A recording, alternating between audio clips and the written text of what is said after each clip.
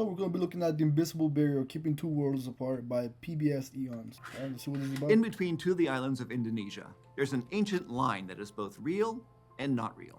You can't see it, but it's there all the same.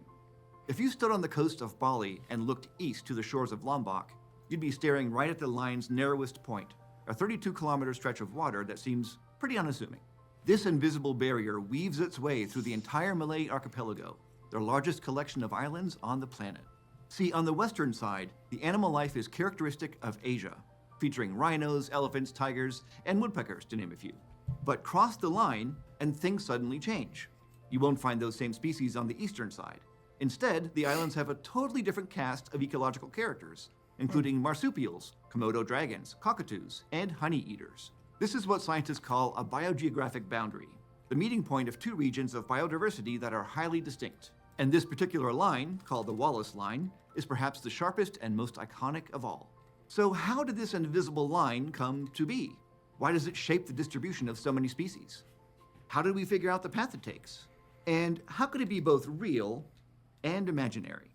I don't know. The Wallace Line was first sketched out in 1859 by a guy named, wait for it, Wallace. Alfred Russel Wallace, to be exact, a British naturalist who you might have also heard of as the co-discoverer of natural selection. That concept came to Wallace in a literal fever dream as he lay bedridden with malaria during part of his 8-year trip around the Malay archipelago. And while it ended up being overshadowed by Darwin on that front, the second best idea he had on that trip was the existence of the Wallace Line. I mean, two good ideas in one trip. This idea helped to forever establish him as the father of biogeography, the study of the distribution of living things. He had spent his voyage observing and collecting as many species as he could, hopping from island to island across almost the entire archipelago. And it was as he moved east from Bali to Lombok that he first noticed something intriguing. Even though the islands were separated only by a narrow strait, the change in animal life wasn't gradual and subtle. It was sudden and distinct. Wallace saw the differences in animal life between the two as being even more striking than between England and Japan. It was birds that initially caught his attention. Certain species that were plentiful on Java and Bali, like the yellow-headed weaver, coppersmith barbet, and the Javanese three-toed woodpecker, didn't exist at all on Lombok. And this abrupt shift extended to mammals and even many insects too, almost as if an invisible barrier was separating two different worlds. But why? How do the birds know where to go? In the sense that they could just fly over to the other side at any time, but why don't they do that? Is there like a big change in temperature from one island to the other? And I'm actually very curious because I don't know how they can tell which island they're on. And how? The biogeographic line that he drew, which others would tweak in later years, didn't just reflect the proximity of the islands.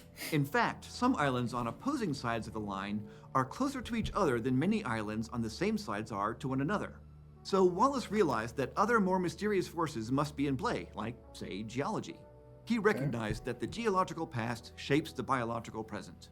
And because the distribution of living species today partly reflects ancient geological events, he saw biogeography as a way to uncover epic chapters of the planet's history that might otherwise have been unknowable.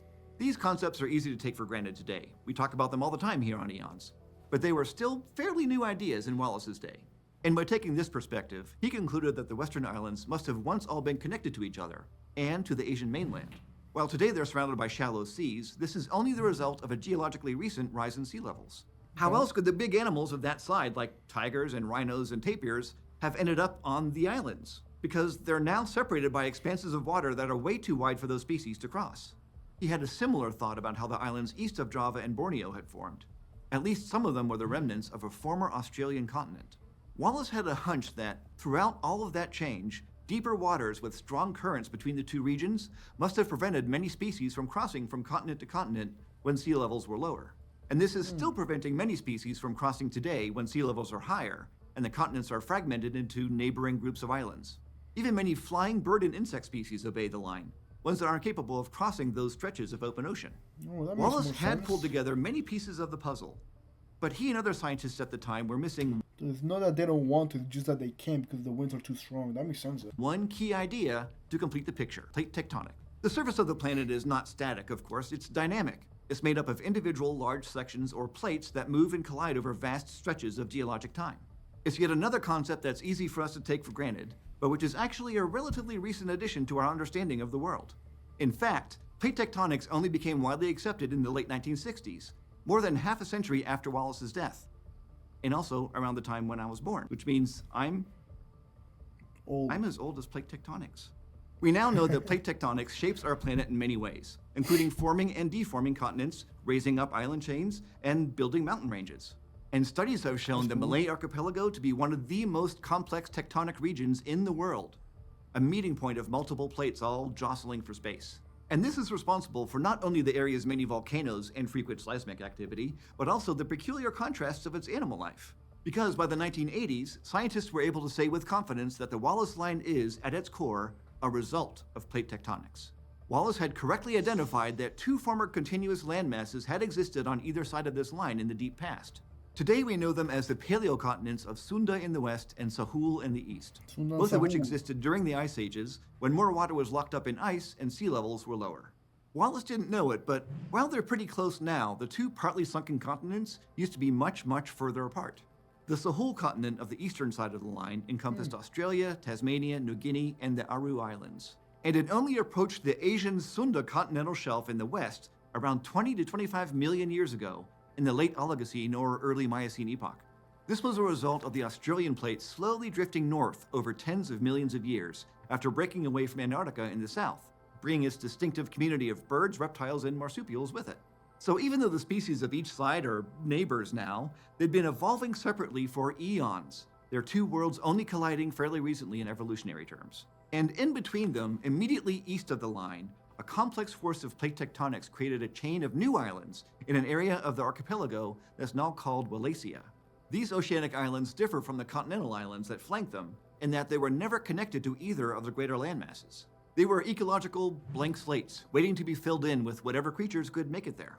And those ended up being mostly species from the Australian side, seeing as the Wallace Line acted as a barrier to Asian species moving east. I can kind of imagine birds being able to fly to those sides of the island, but for land animals, let's say, I don't know, like this Komodo dragon. How the fuck did you get there? Komodo dragon, Were you a always giant there? monitor lizard that today lives on a handful of islands in eastern Indonesia. Their fossils first appear in mainland Australia more than 3 million years ago in the Pliocene epoch, only reaching their current Indonesian island home in the Wallacea region around 1 million years ago. And even now, the deep waters with strong currents that weave between the two regions, including the strait between Lombok and Bali, still limit the dispersal of many species across the line, keeping the differences in their evolutionary history so strikingly visible. This is what created the stark contrast bisecting the jumble of islands that Wallace first sketched out in 1859, and that still fascinates biogeographers today.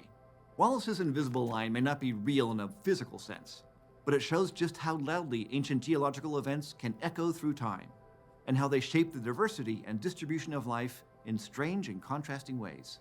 And while Darwin might get virtually all the credit as the guy who figured out how species came to be, Wallace is still recognized as a pioneer in figuring out how species came to be where they are. Alright, honestly, that was an amazing video, but I still kind of find it hard to believe how land is able to move that much. I know it takes time, and people say that it takes like millions of years, but it's also, for me, just kind of hard to imagine just so much weight being moved all together. I just find it so crazy that it actually happens, and how much power an earthquake has that's able to move entire masses of land. I also hope that one day I'm able to visit that island. Sounds cool.